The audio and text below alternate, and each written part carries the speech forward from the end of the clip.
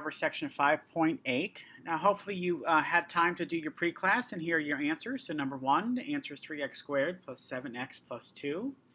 For number 2, setting each factor equal to 0, you get x equals negative 6 and x equals 5. And then for number 3, hopefully you recognize that that was a parabola. That parabola opened down because a was negative. Therefore, the maximum occurs at the vertex, and you get 424 feet when you plug it into your formula. Now today we're going to take a look at analyzing graphs of polynomial functions in section 5.8. The first thing, we're just going to quickly review some terminology. So if you remember, a 0 is when we're solving for x. So we have x equals k is a 0 of a polynomial function. A factor is written as x minus k. The solution is the same as x equals k when we're setting the function equal to 0. Okay. And an x-intercept is where the graph of the function crosses the x-axis. That's why we call it an x-intercept. And we write it as a point, k, comma, 0. So now we're going to hopefully tie a whole lot of things together, and let's take a look at example 1. We're going to graph the polynomial function f of x equals negative x plus 2 times x minus 1 squared. Now when you're graphing, the first thing I want you to be able to identify is the and behavior of the graph. And this is a review from the beginning of chapter 5. So looking at this polynomial, really here all you care about is the x variable, and here you care about just the x variable. Notice you're going to get an x squared when you FOIL it out. So you're going to get an x cubed. Now remember, there's a negative here, right? So that means you're going to end up getting a negative cubed. This is an odd negative. The end behavior for an odd negative is up on the left and down on the right. Now, step 2, you're always going to find the x-intercepts of your graph. To do that, you always set the function equal to 0. So we have 0 equals negative x plus 2 times x minus 1 squared. So we have x plus 2 equals 0, and we have x minus 1 quantity squared equals 0. So we have x equals negative 2, or we have x equals 1.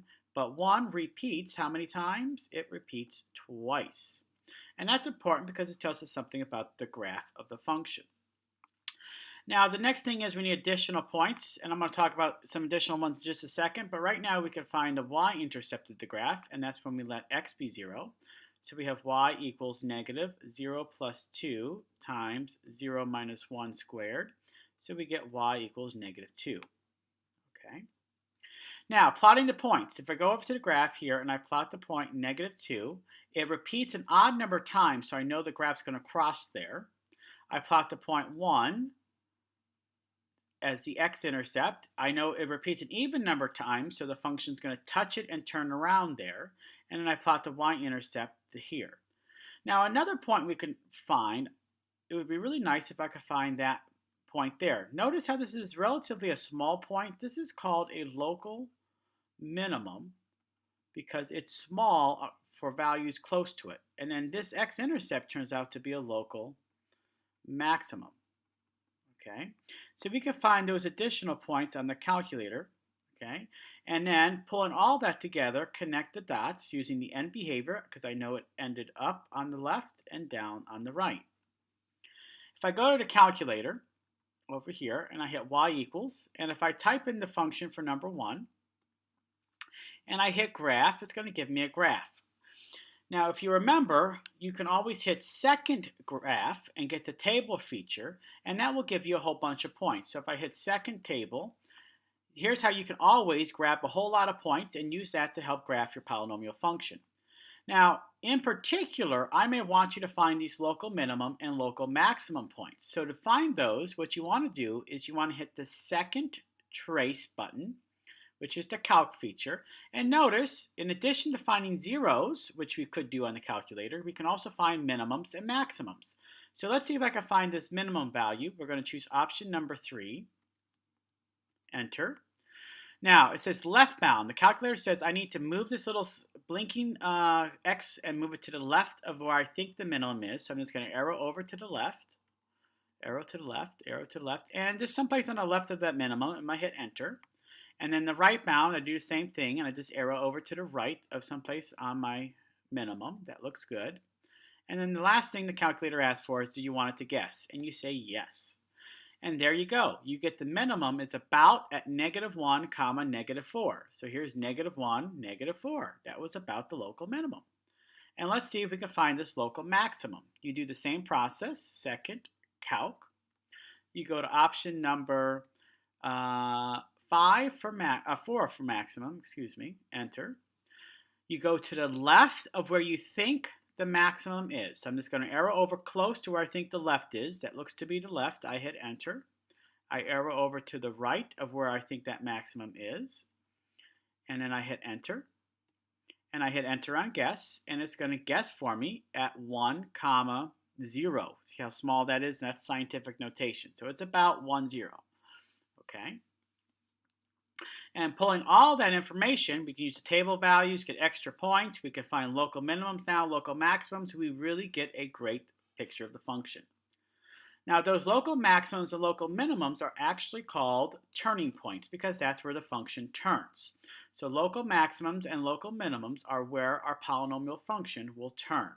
Okay, and those will just be the maximum or minimum values, as we saw in the quadratic function, are the y-coordinates of those points. Okay. Now, every polynomial function has at most n minus 1 turning points. So we find a degree of the polynomial, we subtract 1, and that's at most how many turning points it will have. All right, and then if it has distinct zeros, I can find exactly how many turning points it will have.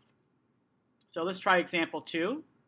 So basically what we need to do is plug that function into your calculator. Okay. We're going to, step 1, find the end behavior. Notice we have an even positive, so we know it's up, up. And we're going to find the x-intercepts. You can do this many different ways. You can factor the polynomial. You can use the table feature, okay, or any of those other things. And then we can use what I just showed you to find the local mins and local maximums on your calculators. Plot those all together. Here's -2. That must have repeated. Here is -1. Here is 1. Here's my y-intercept we could find. Okay. Here is a local minimum. And then we just connect dots with our end behavior, and that is how you graph your polynomial function. I know we're going faster this, but basically you're just going to plug that into your calculator and then do the graph and then use their features. And this is how you should do it. Guided practice number 1, we would do exactly the same thing. Okay, notice this is an x times an x times an x, so in reality we have an x cubed function, and it's positive, so that's how I know the end behavior will be down, up.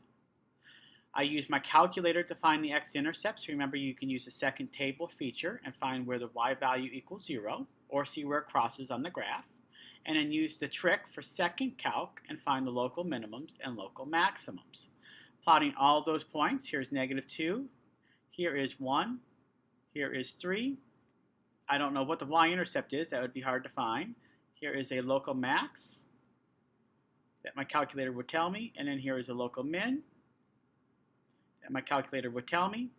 And then I plot the points and my end behavior. And there you go. All right, our next function here, do the same exact thing. I find my end behavior. It's an x squared times an x cubed. So I know it's going to be down, up, because it's positive.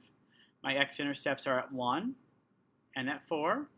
And it looks like I have a y-intercept somewhere around here. Okay. I have a local max. And I have a local min.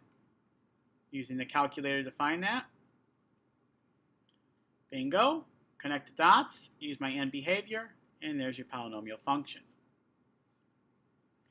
Same thing for number 3. I plug it into the calculator. It's a positive cube, down, up. My x-intercept's not too beautiful. It's actually right there, a little bit after -3. I find the local max here. I find the local min here. I know my end behavior, and then I can graph the function. And lastly here, again, the last graph, I have an up, up function. I know it's going to end up, up. I know where it's going to about cross the x-axis. And I can find the y-intercept. I know it has a local minimum right about there. It has another local minimum maybe right on there, and maybe local maximum right around here. So there's a lot of stuff going on there. And then connect the dots. And then pulling all that together, we can use your calculator to graph all of these functions.